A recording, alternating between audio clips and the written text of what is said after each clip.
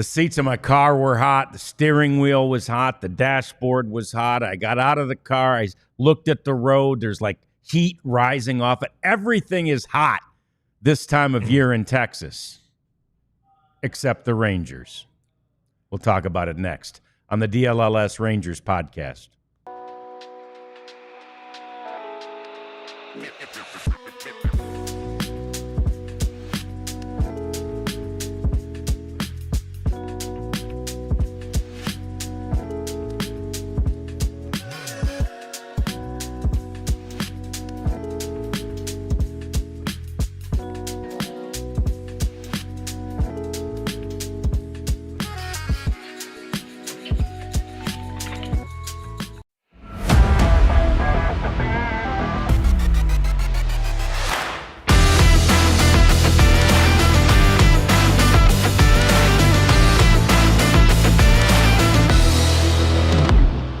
I'm no meteorologist, but I know several of them, and I'm pretty sure August is the hottest month in North Texas. It's definitely the hottest month in Kansas City, and despite all that heat, the Rangers are as cold as ice right now. On the road all year. They did have a little stretch there in June. In fact, since June, I don't know, it was in the game notes, Jeff, since June 7th or something, believe it or not, they're 16-16 on the road. Oh, well. That said, there's still 13 games under 500 on the road. This is the DLLS Rangers podcast. John Radigan here, Jeff Wilson there. We've got the Queen, Kat's in here today, and we see you already in the chat just as sort of frustrated as we are about, what happened last night, which when I wrote the rundown, I just put in, Jeff, lather, rinse, repeat, right? I mean, it's the same. I've never seen a baseball season where the games are so, like we always say, go to a baseball game. You'll see something you've never seen. Not this year, baby. Good enough pitching. We're going to get to Jack Leiter in a minute, and he wasn't great, but he was, right? He gave his team a chance to win, right? Yeah. Okay. Yeah. But then not enough offense. The same thing over and over agagen.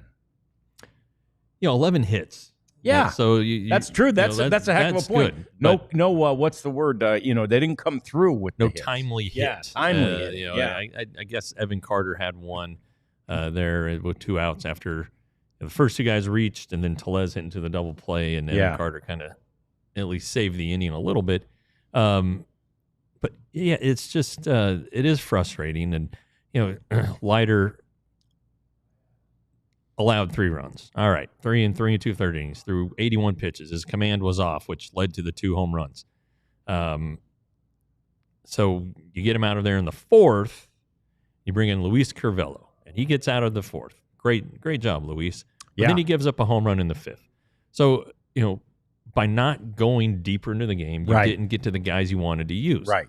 And now, if there's another short start, knock on wood tonight, it doesn't happen, then those guys have to pitch again. And then you will have to use leverage guys in a game that you may not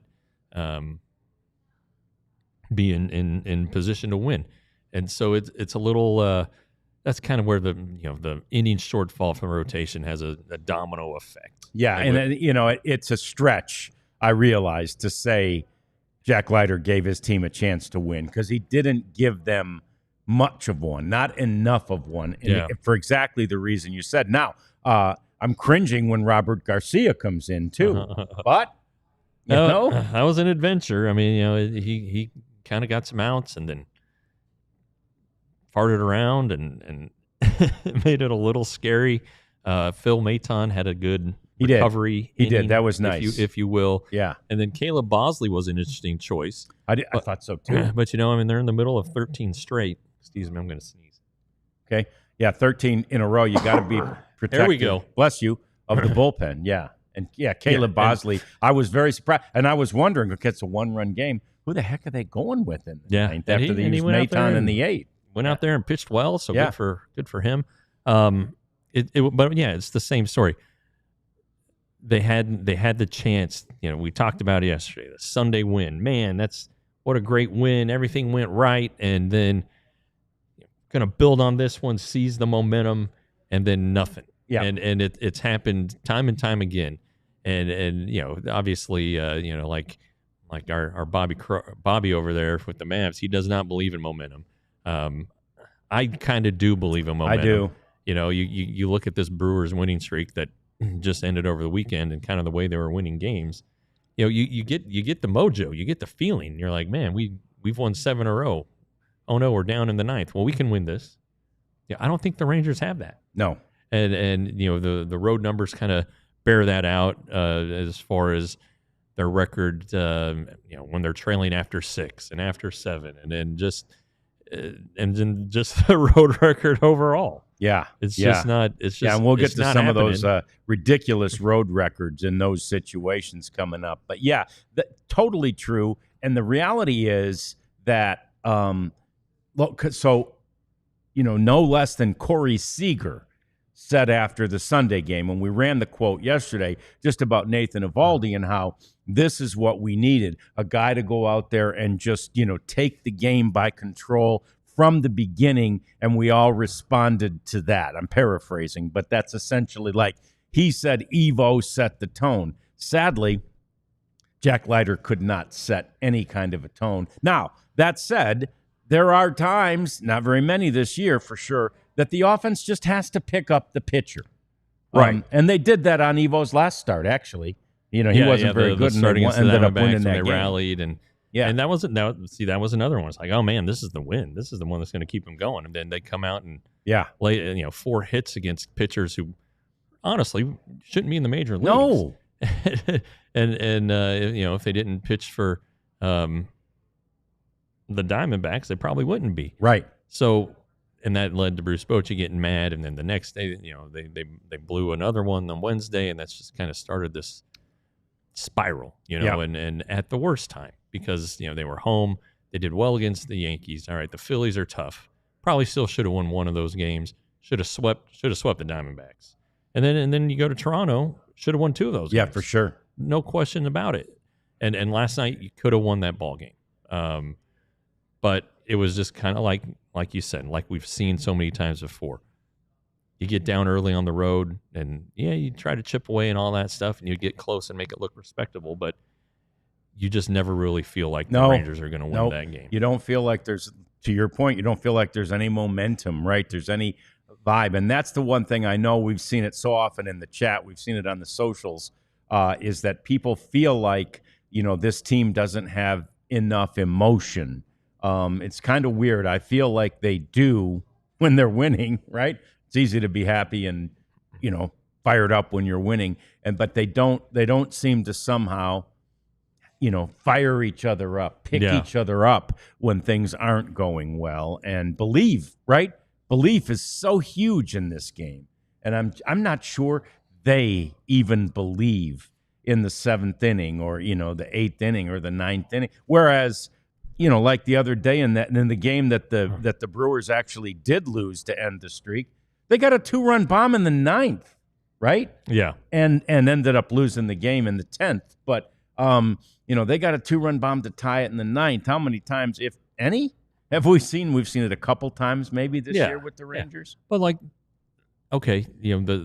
we keep referencing the 23 team, and that's because it's, the greatest team in Rangers history. To your point, Game 1 of the World Series. Yeah.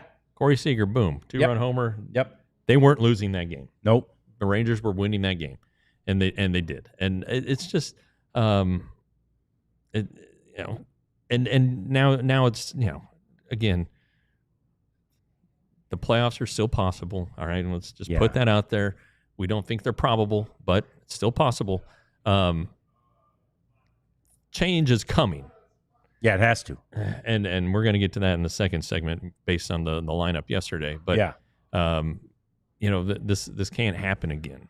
And I Chris Young isn't going to let it happen. But confidence is a thing. It really is. And but on Leiter, you kind of his ERA is a little over 4 now. It's been going back and forth. His first full season, his rookie season, pretty good. It is. It's a pretty good season. Yes. And starts like this that he experienced last night. they have to be eliminated. But they probably, in most cases, also have to be experienced. Right. You learn from your mistakes. Has to get there. Like, here's the thing I love about Leiter. Every time I see him on the bench, he's standing between DeGrom and Eovaldi. Right. And he's just like this. He's just looking at both of them as they talk, and he's a sponge. And I'm sure after that game, either one or both of them, I didn't see it shown yesterday, either one or both of them had sort of advice, comfort, words of wisdom for Jack Leiter after that game. It's just one of those things that rookie pitchers go through. But again, it's much more allowable in a season where you're not just, lather, rinse, repeat, right? Doing the same thing over and over again. When you win the Jacob deGrom games when he goes out and shoves, like you're supposed to, but they didn't, right? Then you don't worry as much about the Jack Leiter game. Look at Jack's career. It took him 2 years to figure out Double-A. Furthermore, it took him 2 years and getting pulled out of action for a month to get things straightened out. If you look at his delivery from when he debuted as a pro to now, drastically different, much cleaner, smoother, all of that stuff. All right. It continues, though, his mechanics continue to falter. So when guys don't have command, that means they don't have their mechanics. And so that has to continue to be ironed out. He also needs to, not outsmart himself. Last night there was a scenario where against Bobby Witt Jr., I believe, he quick pitched. Yeah. In a 2-2 count. Yeah. And it was ball 3, and then ball 4 wasn't close. Why would you do that? Some decisions and the pitch selections. I'm not worried about. He does throw a lot of them, but the ball that Pasquantino hit for the home run was like a 94-mile-per-hour changeup. Yeah, that just went right back over the middle. It's like that's a lack of command. I actually did not see the Yastrzemski home run. I had run into the restroom before first pitch and came back, and it was 1-0. I was like, what happened here? I know. But just and within that first inning, though, and Dave pointed this out after the show, and I had the same thought as it was happening.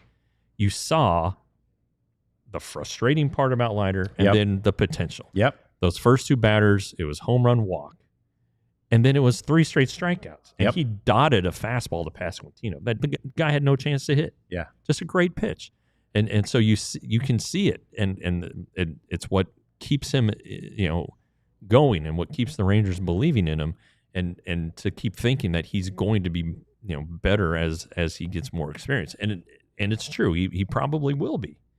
If this is if this is his rookie season, and something to build on, then it's going to get better. However, I'm not quite sure right now in a playoff race, 5-man rotation. You kind of right now have 2 weak links. Yeah.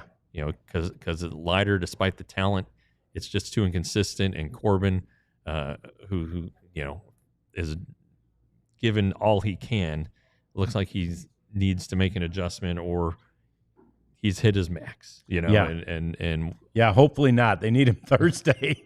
They need him Thursday in a big way. But yeah, I agree. We both pretty much thought we'd see this from the beginning, and good for him. He did great most of this year. Natalie said in the chat about the egregious call at home plate, and she's right. It was ridiculous. I thought he was safe, and we'll talk a little bit more about that, though, and why, I go back to the Jimmy Johnson thing a little bit. Like, sometimes you just have to be better than the missed calls, right? It shouldn't come down to one missed call. You need to be better than that. But we'll talk about that more. And like Jeff said, let's talk lineup after some interesting choices by Bruce Bochy yesterday. That's next. It's the DLLS Rangers podcast. Hey, now is the time to get going on Prize Picks. Football season is right around the corner, and they are offering some crazy picks for to entice you, to help you win money. Sure. Dak Prescott needs to throw for half a yard in his first game, and you win that one. If you like, is the Philly game? Whatever opening night is. Whatever day. Okay, good. Yeah. I thought they were maybe saying this week because he ain't playing this week, but they're not. He has to throw for 1 yard, and you win that player. So Prize Picks, the leader in daily fantasy. If you go to prizepicks.com/DLLS, you get a $50 bonus on your first $5 bet. Here's what you do. You pick players up to 6 who can, more or less than a certain stat. I have gone ahead and made a pick for today on Major League Baseball. Tarek Skubal, more than 5.5 strikeouts. Christopher Sanchez, more than 0.5 walks. Tomo Sugano, more than 0.45 hits. And Merrill Kelly, more than 4 strikeouts. Okay. Yeah, so I've been a little. Is that 5? A little 5? That's a 4. It's a 4. I bet $3. You can bet $1. Yeah. And so we'll see what happens. But Prize Picks is the place to be. All right, so I feel a little bad. We dropped the ball. We didn't put any Ranger stuff on our table. Oh, son of a biscuit. Yeah, I forgot too. Cat too. We're culpable. Jeff, fix it. But in the meantime, I will tell you, you can get a ticket from Game Time to the Cowboys game this weekend, their final preseason game, $7. $7. So if you've never seen AT&T Stadium, I don't know where else you could get that besides Game Time, by the way. But if you've never seen the stadium, or if you've never, seen an NFL game, go for $7. Are you kidding me? It's worth that. And there you go. Now we got the Peagle, we got Seager, Elvis. So anyway, we love Game Time. And Nicole's abandoned me, but Game Time, get $20 off. DLLS is the code. All right. So first, a little bit on that play at the plate. I was listening on the radio. I hear that Jock Pederson got thrown out at the plate, and I'm like, why the hell would you send Jock Pederson? Tony Beasley, why would you send him? But it looked to me like Jock did his job. Now, I don't know. He's probably not as fast as he used to be, but he did his job. I felt like he got there and, in fact, felt like he was safe. I thought he was safe, too. I thought every angle indicated that he was safe. Not sure what angle it was that ultimately convinced whoever was in New York that gave him doubt. Yeah, because he was called out. Yeah, he was called out, and so it is tough to overturn, or tougher. Yeah. So I'm not sure what the angle was, but it turned out to be a big run because it would have given the Rangers a lead, which Jack Leiter would have then promptly surrendered. But anyway, it would have been a 1-run game. It would, play it out, whatever happens. It was a big run. I don't understand. I think that if you review a play, there should be there shouldn't be any ambiguity. Right. The goal should be get it right, confirm or overturn. No stands. No, I can't tell. Yeah. No. Yeah. One or the other. Yeah. And they've got more angles in New York. They always say it on the telecast, and it's true. I've been to that command center, and they've got more angles from all the different cameras that MLB has stationed around the ballpark. So that should have been, they should have been able to determine that and ferret 100%. that out. Yes, I agree with you. I agree. And I don't, and it took forever. It did. It shouldn't take that long. Took 35 minutes. And the other thing, but back to the point I made briefly before the break, I don't want to have to call or, sort of blame New York or blame the umpires for every one of these games. And, right. And it had to be worse than egregious. It has to be worse than that for the really good coaches and managers to say that, right? You're always going to have a bad call here and there. You have to be good enough to overcome it. And again, yesterday, the Rangers just weren't. They lose another 1-run game. Yeah. And, and it didn't help that before the game, Jake Berger, who was doing really well, ended up on the injured list, which is unfortunate. They're hoping it's, a minimum stay. From what I understand, he hadn't received an injection or anything like that. So hopefully it is. He wanted to play through it. Yeah. Anyway, so Alejandro Osuna is up. Maybe he'll play some right field. I would guess that would be where he would end up. But also the lineup, the thing that stood out to me yesterday was that Cody Freeman was at third base for the second straight day. You saw it on Sunday and you figured, oh, all right, he's just giving Josh Young a day off. And, called the kid up and make sure he gets a game, get some exposure. And he had a good game. He went only 1 for 5, but he hit the ball hard like all 5 times. He gives a very tough at bat. Yes. He gets the bat to the ball. That little choke up that he does with 2 strikes. Yeah, it's impressive to see, and it's something you don't see much from this Rangers team. No, including the guy who he replaced, Josh Young. Right, and it's not just a couple game thing. It looks like this is the what Chris Young told Evan yesterday in Kansas City. Some pretty pointed quotes about how Josh is just too inconsistent. That there's too big of a difference between the highs and the lows. The swings are so wild. Right. Yeah, they're so wild. And right now, Josh, after returning from AAA, was great for the first 10 games. Yep. I think he had a 10-game hitting streak. And then the last 10 have not been as good. He's below 200. And you just can't have that. And Freeman, very inexperienced, hasn't seen most of these guys. He's actually a better defensive player than Josh Young is.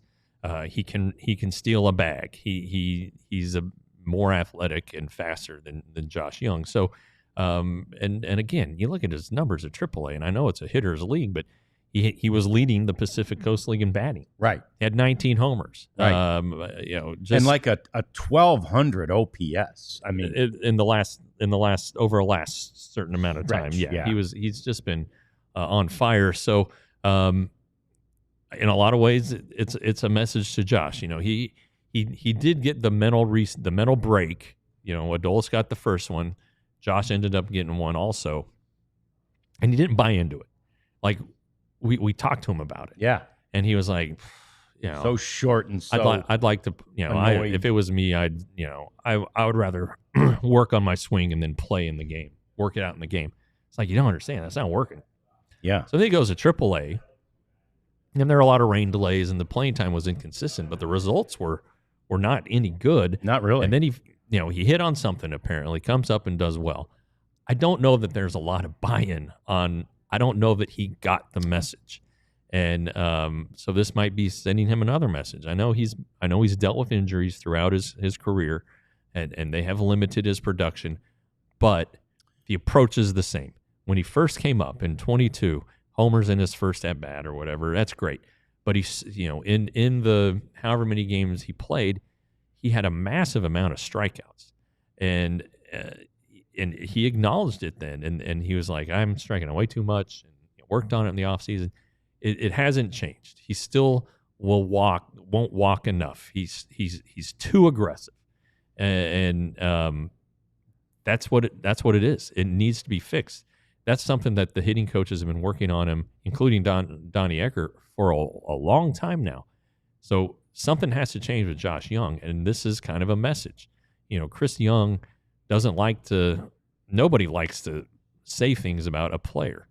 And, these were pretty strongly worded. They were. He didn't MF him or anything, but, it's as close as Chris Young will come, I think, on the record. So, Josh Young is in a bit of a purgatory right now. You look at this lineup, and we've been saying it for a long time. They have too many of the same hitter. They have too many aggressive batters. Too many guys who just will go up there and give away at bats. They'll chase even though they know something is coming off the plate. Adolis Garcia, Jonah Heim, and now Josh Young. You can have those guys, and sometimes you need those guys. Guy who can go up there and pick out a pitch and just hammer it, and not somebody who's passive at the plate or whatever. But the Rangers have way too many of these guys who swing and miss, don't make contact. I'd throw Marcus Semien in there, though he takes a good amount of walks. Wyatt Langford strikes out too much, but he also draws a lot of walks. So who on this team doesn't? Well, Corey Seager, all right. He's also very aggressive, but I think he's got a better. But he's walking more. Yeah. And you trust Corey Seager because he's Corey Seager. Yep. You know, Josh Smith is probably pretty good there. In that category. You know, Evan Carter is expected to be at some point. Sam Haggerty is pretty good at the plate. Yeah, but you know who if you outside of Seager, if you had to, it's like, all right, this guy's got to go up there and have a good at bat. Who's your guy? I don't know. Probably Evan Carter, right? Yeah, I would think he'd be second. Okay, but anyway, we're choosing from about 3 people. Yeah, and that's not enough. And so this offseason, things are changing. I don't expect Adolis back. I don't expect Jonah Heim Me neither. back. Josh Young has value. That's the thing. He does. What is he? 2 years from arbitration. He's not going to make a ton. If this is his first year of arbitration, I don't know. I can look it up. Anyway, it's not a big hit financially. No, it'll be $2 to $3 million. All right, that's pretty good value. But he has to change, and maybe that's what the Rangers are telling him right now. You've got to be better, and a little competition. You know, they always talk about it in spring training. Now we're bringing in some guys to compete. You're kind of like, oh, this guy's going to compete. He hasn't been in the major leagues in 8 years, or this guy was in Double-A last year. Right. Well, guess what? Cody Freeman was in Double-A last year. He went to Triple-A, did his job, and now he's on the radar. And frankly, he's ahead of Josh Young right now. Now, can Josh Young overtake him? Sure. Josh has more power potential, the ability to drive the ball, but it's not happening, and it needs to. And if the Rangers are looking to shake things up and they want trade chips, Josh Young's a hell of a trade chip. No doubt about that, because again, that potential, that upside, he came out of college with a huge upside. He was one of the top prospects in all of baseball when the Rangers did finally give him that September call-up. Maybe one of the worst things that could happen to the guy is that home run in his first major league at bat. But and again, here's the other problem with him.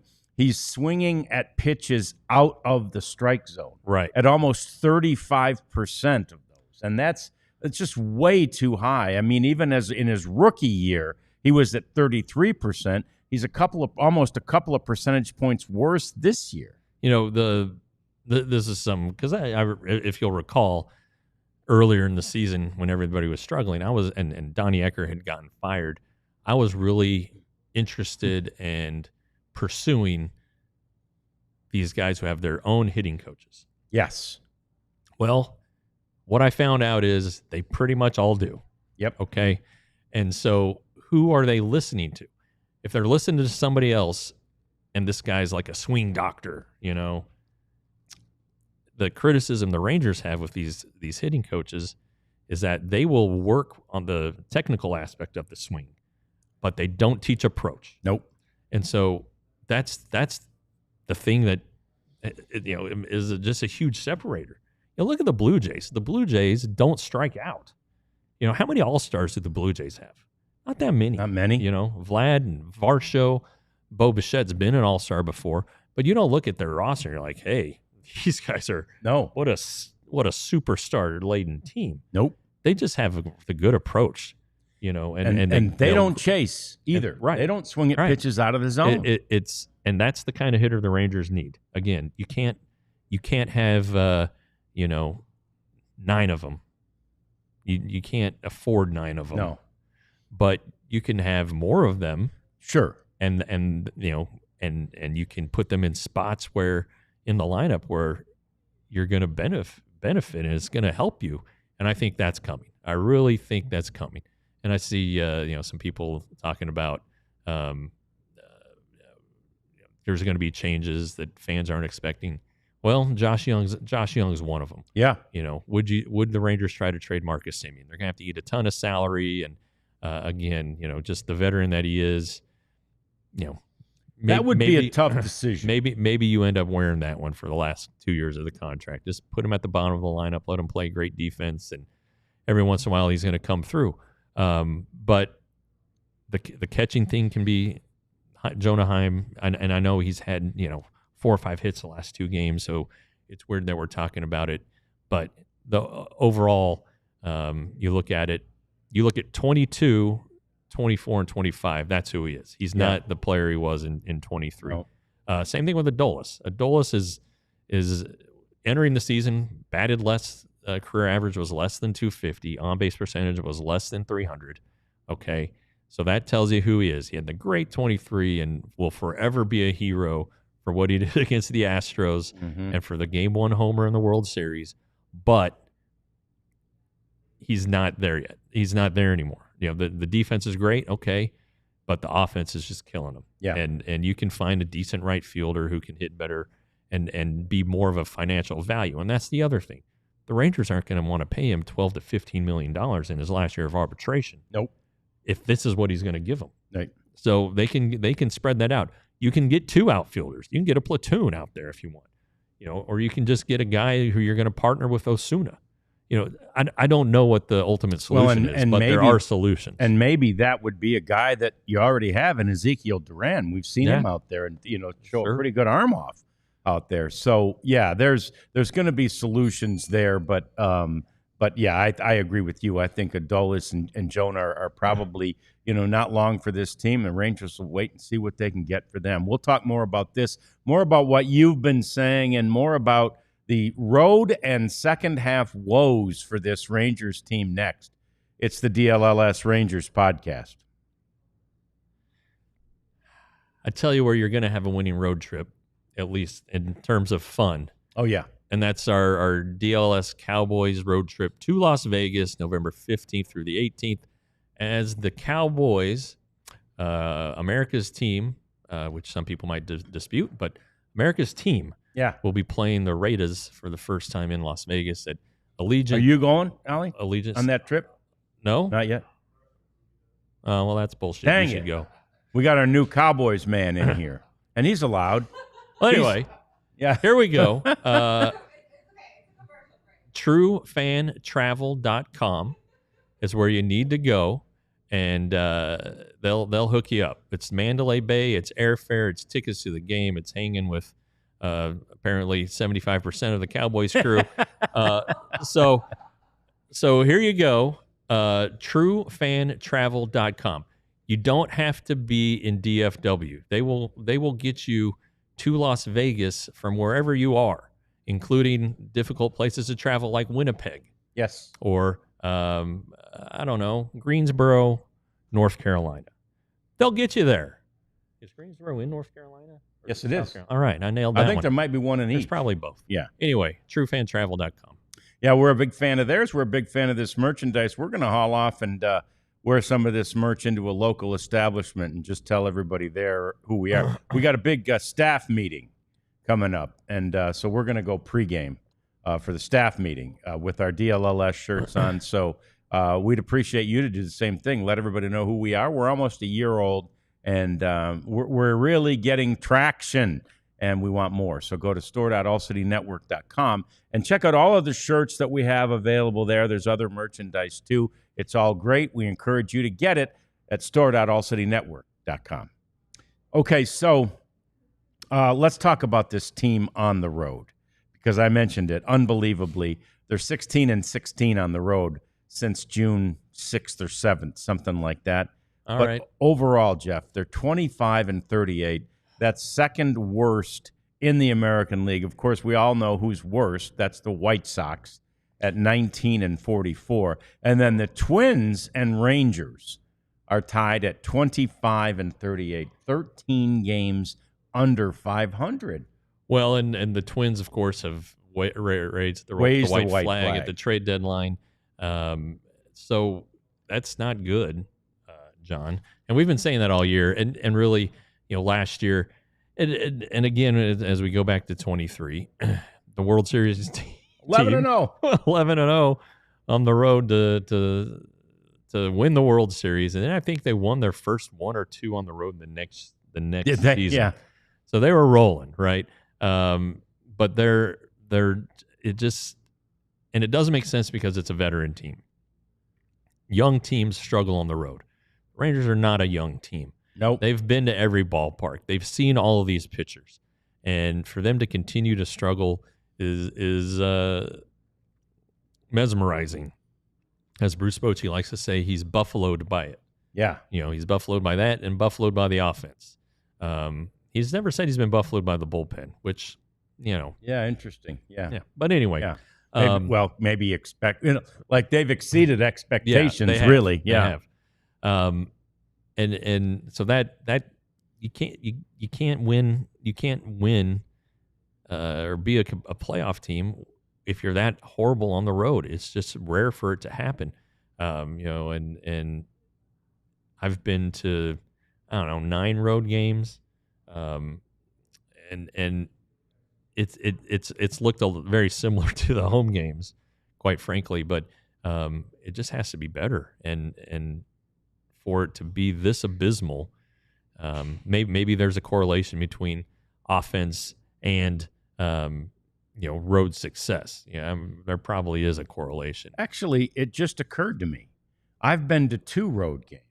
Oh. And they won both of them. They're 2-0, and they were fantastic in both. So I think we've seen the problem All here. right. Yeah. No, obviously 9 isn't very many. It's not a big sample size. So, I wonder in a way, too, and those 2, by the way, were in Detroit.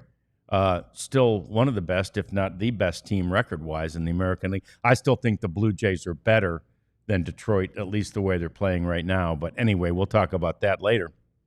But I wonder in a way if we were duped by July, Jeff. Really, Sure. The only good, and you talked about this a little bit yesterday, the only good month of the year they've had. They were 16-9 in July and got right back into this, thanks in part to an 8-1 stretch at home right out of the All-Star break.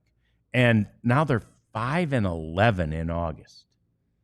I mean, they've already lost more games. We're a little more than halfway through the month, but barely halfway through the month, and they've already lost more games than they did in July. Yeah. This kind of tells you where the team's at, but you get so hopeful after seeing that stretch, and it's like, hey, all right,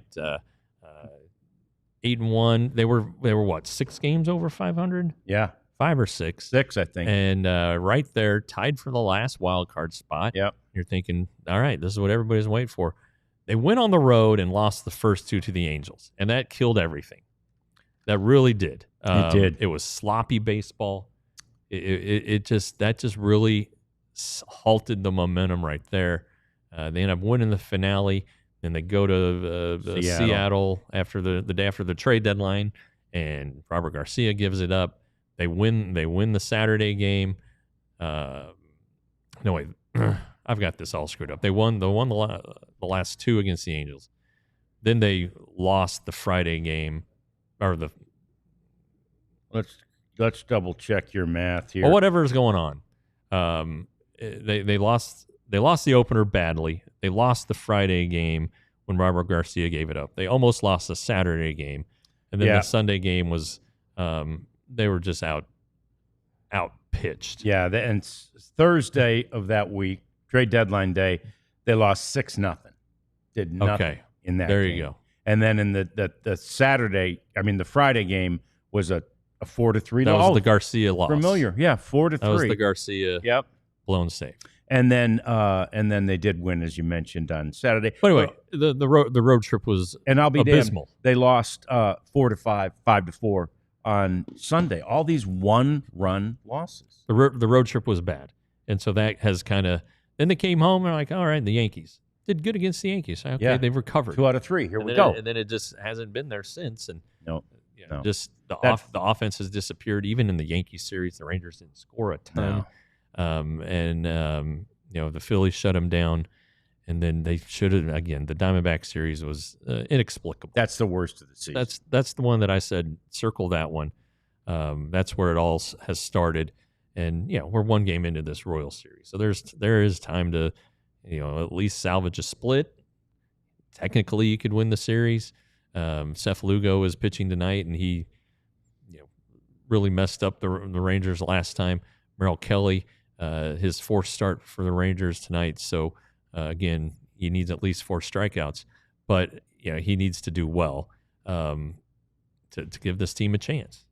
He does. And the Rangers, they've got 18 comeback wins, but they aren't very good at coming back in the final few innings, especially on the road. Jeff, they're 1-26 when trailing after 6 on the road. So they're I'm 1-26, just one win. So that would have been the Tuesday at Baltimore, I guess it would have, yeah. Because they were ahead. Well, I don't know. They were ahead going into the 7th, gave up the lead. So I guess they were ahead after 6. Okay, yeah. So that one would have been. I think that's one of those. I think they're 2-something when trailing after 7. So that would have been one of those. Yeah. So it's and I get it. You face these bullpens these days. Yeah. That the Rangers, notwithstanding, are filled with power arms and power stuff. And you've got your hands full and you're seeing a different one, so you don't get to face the same one twice. But it's still, you'd think you'd run into more than one. Right.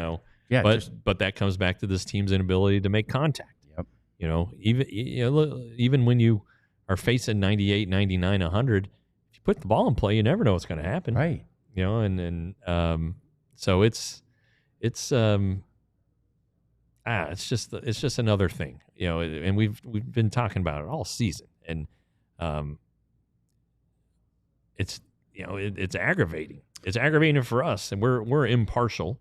I mean, our jobs is better when the Rangers no question. Are always winning. More fun. Yep. And so that's aggravating too. But we look at this and it's the same problems over and over again. And now that it's coming, the season's coming to an end, and these problems haven't been rectified with the internal improvements that Chris Young was seeking. Now it's time you can start saying, all right, like we did in last segment, this guy's not coming back, this guy's not coming back, this guy's not coming back. And once free agency is meted out, and everybody who has options turns them down, you get the free agent pool, then you can kind of decide, okay, this guy. I mean, you can do that now with some guys who are going into unrestricted free agency, I guess. But and the Rangers will meet in October, and they'll discuss and lay out a plan. That's where, unfortunately, the Jock Pederson idea was first hatched last year. Yeah. Looked like a good plan. Yeah. But I really hope that the Rangers, they don't need to do a lot with the rotation. It would be nice if they re-signed Kelly or signed somebody of his ilk. Yep. You're gonna ride out Rocker. And Leiter. I think they're both going to be. They're going to be there. Yep. Jake Latz is a wild card. Yep. I think he could be a starter. Where do we stand on Cody Freeman for next year? Is he gone for all of next year? Cody Bradford. Cody Bradford. Yeah, I'm sorry. Yeah. And so, the rotation. You can put a rotation together there, and it won't cost you a ton of money, but you really need to put that money into a bullpen, into the lineup, and you can get bullpen pieces in trades. That's a possibility, because there are teams out there like the Rangers who don't value relievers much. So maybe the Rangers can add to the bullpen that way. They need to restock the farm system. Right now, I saw somebody in the chat say, once it's over, the Rangers need to just call up guys from AAA. Who are you calling up? Yeah, no, and it's a great thought. But even Foscue, I think he's the only one on the 40 man. Yeah, who's a position player. Yeah, and I'm not sure the Rangers have a spot for him. No. And then pitching wise, you only get one spot. So are you going to call up Rocker or are you going to call up Latz? Probably Rocker would be my guess. And then there's the wild card here. If in the last week of the season the Rangers are out of it, you could see some guys get put on waivers again, like they did with John Gray. You could see Adolis put on waivers. You could see Heim put on waivers. You could see some of the relievers put on waivers. And I say before the last week of August, because teams who would be interested in picking them up would want them for the postseason, and you got to be on a roster by midnight of the 31st or whatever to be eligible for the postseason. So there's that possibility out there. So then you could pluck some arms from the minor leagues, but again, you're just talking about Latz and Rocker. it's there's nobody at AAA where you're like, oh, we got to see him. No, It's like, no. Most of their see this best guy. prospects, as we said when the new prospect list came out, most of their best prospects are at AA or below. Yeah. And obviously, Sebastian Walcott's the best, but he's also not a guy you can bring up yet. So yeah, it's tough, and they traded away 6 players, 6 minor leaguers at the deadline. So yeah, it's a conundrum. It's worth talking about. It's fun talking about. And we'll talk about it more as we continue. It's our cleanup segment next, though. DLLS Rangers podcast continuing in a moment. And we encourage you, as always, to become a diehard. We've still got the sale going on, and it's a really good deal. $48 to become a diehard, $4 a month, and you will. It's worth every penny and then some. You'll be surprised how much stuff you are going to get behind the paywall and how many benefits you will be able to receive by being a diehard.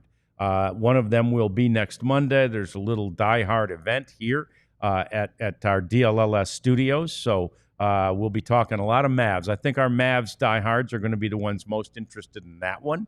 But lots going on. We have lots of plans to do many, many more events. You get 20% off any of our events and 20% off the merchandise. Not to mention, Jeff, that you get a free T-shirt. That's 100% off merchandise. Yeah, that's free. If you become a diehard. Yeah, and we're running a special right now, which is $48 to become a diehard. Scan that QR code, or go to our website and you can get it done real quick. You also get 20% off of our events, so you can apply that 20 to that sweet Cowboys trip, and go ahead and save that money. If you invest in a diehard membership and you go to Las Vegas, you're making money. See there? Yeah. I mean, that's what we do for people here. We make you money, and we keep you informed. We've got great writers, Clarence and Tim and Jeff. Sam and Sean and I'll say Ali. I'm Jeff. looking forward to seeing Ali get down there and get his hands dirty up in Frisco. And we do it better than anybody in the area. There's no question about it. So become a diehard today. Yeah, and your math on that, I know Abs used to say, and I think the Queen Cat was agreeing. That's girl math. It was girl math. That's girl math. I'm very good at math. Yeah, it's free. 100%. You're making money by going to Las Vegas. You are. It's amazing. And the savings, they can go and put it down on red, and boom, bam, you're retiring. You paid for your trip. So beautiful. Okay, time for our cleanup segment, and we do want to get to more of your thoughts. And we don't have a lot in cleanup anyway, so it works out well. Benches cleared in the Toronto-Pittsburgh game yesterday. Oh, that heated Pirates-Blue Jays rivalry. That's such a big rivalry, and usually the bench is clearing. First of all, I know it's nothing, right? It's just silly, and all the bullpen guys ever get to do is run, right? They never even get there to the altercation unless it's Nolan, beating up on Robin Ventura. You can buy that shirt, by the way. But this one was pretty interesting to me. I went back and looked at it. I'll be damned if Tommy Pham didn't bat flip a walk. I like it. He bat flipped a walk. I might have been pissed too. I think Tommy Pham would be a good guy for the Rangers to get. Yeah, he doesn't take any stuff from anybody. No, he is at least once a year, it seems, involved in. He's in the middle of a benches clearing incident. Yeah. Last year he did it with the White Sox. Yep. I think on a play at the plate. He was with the White Sox, and rankled some feathers. The Rangers don't have any feather ranklers. No, they really don't. And they could use one. And I know he's a little older, but he's a part-time player. That's it. Put him on my list. I want Tommy Pham. I would agree with that, because again, I was talking this weekend too to people who were asking, what the heck's wrong? One of the things that's wrong, I think, is they don't have that guy in the clubhouse that just kind of stirs the pot, stirs things up, gets everybody going, and gets everybody together. it's never seemed like the offense in particular has ever been together this year. So maybe that is like a Tommy Pham. I mean, like, and it doesn't have to be, by the way, it doesn't have to be a position player. I thought Lance Lynn was that guy. Sure. Right? He brought everybody together. He was that was his personality. Yeah. He didn't give a hoot. Nope. And, he would talk to the hitters. And yep. He'd yell at himself. And, yep. Hey, there's nothing wrong with that. Nothing at all. Yeah, that's that's something else we need to talk about too in the off season. Finding a guy. Yep, a guy, because it hasn't been Jock Pederson. No, and we kind of thought it would, and in fairness, we were told it would be. Yeah, and in fairness to Josh Young, who has not had a good year, as we've chronicled previously in the show, I think he was trying, like opening day when he gave everybody all those gifts. I think he kind of he's not making any money compared to the rest of them, and yet he spent, I think, $1,000 on every guy. Probably, yeah. And he had gifts at everybody's locker, and I think he gave them to the assistant coaches. I mean, he dropped a chunk of change to get all that stuff, and I felt like, oh, okay, I see what Josh Young's doing here, because Seager and Simeon don't do that, and Josh recognized, boy, man, Josh has gone the other way. It seems in those types of relationships too, as he's gotten buried, I believe, in his own, for lack of a better word at this point, failures. Yeah.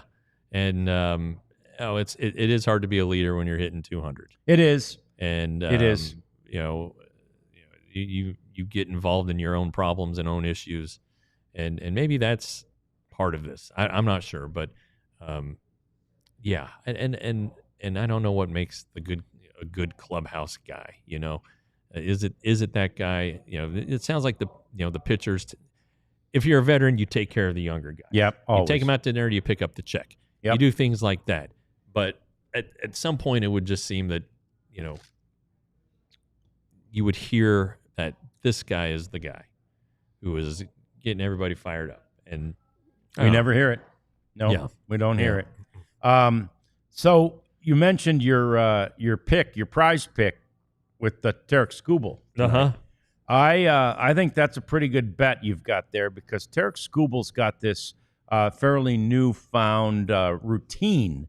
I wouldn't call it a superstition. It's a routine on the days that he pitches at home. Are they home? I think they're home. Okay. Yeah. Days he pitches at home, his wife and his 1-year-old, Kaysen. Jessica's the wife. Kaysen's the son. They come to the game, and with the entire crowd, you know how it is overlooking a bullpen at any ballpark, and you can picture the one at Comerica, and you're overlooking the bullpen, and they're in the middle of all those Tiger fan, in their Tiger gear and everything. Here's Jessica and Kaysen, and Tarek goes over there and plays catch with Kaysen. Now he's got to hand the 1-year-old the ball, but then Kaysen throws it back to Tarek. I thought that would bring tears to Queen's eyes over there, as she'd love to do that with Enzo, or something over there. Yeah. So anyway, that's one of the little routines that Tarek Skubal has. I don't think he's lost since. Oh, well, yeah. I'd stick with it. Yeah. I would definitely stick with that one. So that's good for your bet. Yeah, good. I like it. And it is. I mean, what's better than a father and son playing catch? Right. Yeah, sure. Just fantastic. Kyle Tucker's been benched. The guy we were pining for yesterday, but I'd still take him. He had a good first half. Yeah, he had a really good first half for the Cubs, and they actually had a doubleheader scheduled for yesterday, and they got rained out of one of them. Yeah, but he made another out. He was 0 for 4 yesterday, and he made another out in the 8th inning, I think it was, and he took the helmet and slammed it to the ground, the likes of which you could hear it reverberate throughout the stadium, and it reverberated in chorus with boos. Oh. Yeah, they're booing him. Anyway, Craig Counsell says that they're going to sit him for a few games, right? Today, for sure, he won't play in the doubleheader, and maybe a few more after that. And again, it's one of these things that managers do. They have to do. He's a really good hitter. He's proven himself over and over again. The sample size has become too big. The frustration has become too great. It's time to sit him. Well, maybe that'll bring his price down. Right. Hey, let's look at the positive the side bright here. side. Absolutely. Yeah. He is not a Scott Boras client, so that's another that helps. That's another one that's going to help out. I do wonder though if he would ever come play for the Rangers. Yeah, I know. That's a curious one. I'm sure they could throw enough millions at him to. Yes, he was a what if. Was he one of the Rangers could have drafted him if they. That's right. They took Dylan Tate. Oh my gosh. Oh yeah. man, what a killer. Wow. Anyway, he's going to be fine. Yeah. Oh, he is. I'm not worried about. Although he had a really bad postseason in 23. I remember that storyline. The Astros, got through their first series against the Twins with him struggling, and then he really struggled against the Rangers. There you go. Yeah. Keep that in mind. We want him good in the postseason too. Speaking of struggling, the Dodgers have just not been consistent or very good. Now, they did just sweep the Padres, so maybe this team built with so much money and so much talent and pedigree has the ability to sort of turn it on at the right time. I'm not sure. But look at this that I saw on Twitter, and so I don't know if Jay's 100% right. I didn't do the math, but LA 15-22 since July 4th, it says. The Rockies, Jeff, your Rockies 16-22. They're worse than the Rockies since July 4th. That's not a small sample size. It's not. And but that Padres series was kind of like, all right, Padres. Yeah. You've had your fun. Yeah, but it was cute. That was a cute little run you made. All right, guys. Yeah. Let's go back to reality here. But, all the teams go through it. And there was a stretch, and Corey Seager could speak to this.